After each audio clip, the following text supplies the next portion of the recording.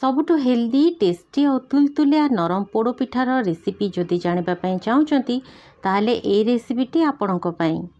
तेबे प्रथमे अध कप उषुना चाउल को 8 रु 9 घंटा पर्यंत पानी रे बतुरेकी रखी।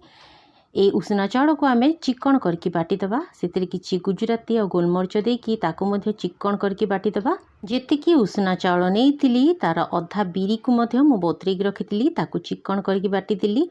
ता सहित जेतिकी बिरी सेतिकी चूड़ा को मध्य आमे चिकन करके बाटीदबा। ए सब को मिक्स करदबा।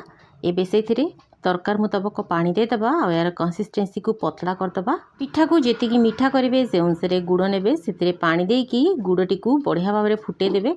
एबे गरमा गरम गुड़ को आण रे ढाली देबे और सांगे सांगे या को गोले देबे। तो देखंतु सब को गोले देला परे एथिरे आमे किछि कोरा नड़िया पकेबा।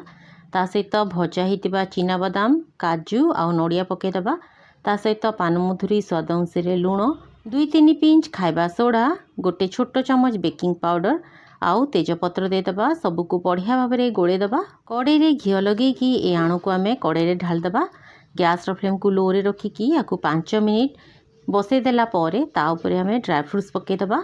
तापर या घोड़ेदबा। मिनिमम अध घंटा पिठाटी को पोड़ी देबे। तैयारी हो बहुत ही टेस्टी और नरम उषुना चाउलर पोड़ पिठा।